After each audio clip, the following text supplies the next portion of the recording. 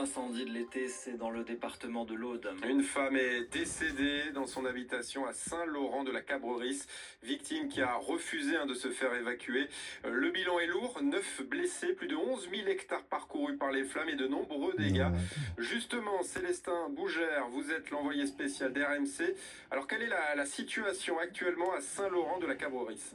Eh bien, c'est un moment déterminant à cette heure-ci, puisque le jour s'est levé, ce qui permet aux 4 Canadair mobilisés de décoller. On les voit depuis une petite heure tourner au-dessus de nos têtes. Ils appuient maintenant les troupes au sol qui tentent de défendre la végétation et les habitations dans le secteur. Quand on circule autour de la commune de Saint-Laurent-de-la-Cabrerisse, on se trouve souvent bloqué par des policiers qui sécurisent la zone.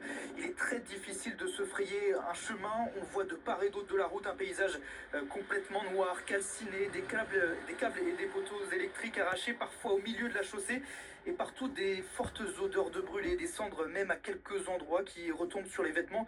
Et puis au fur et à mesure qu'on avance, on découvre les flammes dans des dizaines de foyers différents, au flanc des collines, dans les vignes, des flammes menaçantes à quelques centaines de mètres des habitations qui laissent échapper une fumée noire dans le ciel qui se propage dans les communes alentours avec ce vent qui devient de plus en plus fort au fil des minutes. Célestin Bougère, envoyé spécial d'RMC, des moyens aériens donc viennent épauler ce matin les 1800 pompiers déjà mobilisés. 4 Canadair, 2 Dash et un hélicoptère bombardier ont repris leur rotation.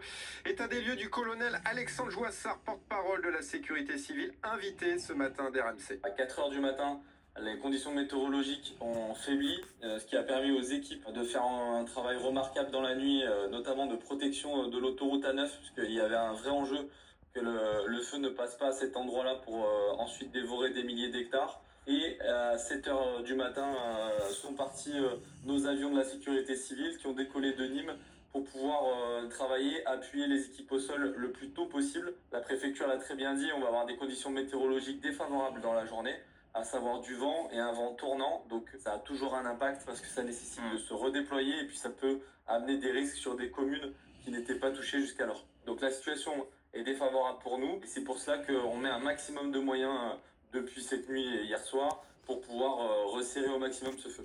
Le feu est donc incontrôlable en raison des mauvaises conditions météo. Ça ne devrait pas s'arranger dans les prochaines heures. Et justement, Estelle Gass, à quoi doit-on s'attendre aujourd'hui ? Eh bien, le vent va rester assez fort. Des rafales de vent vont atteindre les 50-60 km/h. Le vent devrait tourner dans la journée, ce qui n'est pas forcément bon pour le feu en cours et qui pourrait se propager d'ailleurs encore plus. Et puis le taux d'humidité reste faible, en dessous des 25%, sans oublier les températures qui vont réaugmenter dès à présent, dès ce matin. On attend jusqu'à 32 degrés à l'ombre, donc jusqu'à 36-37 degrés au soleil. L'Aude devrait repasser par contre en vigilance jaune dès demain.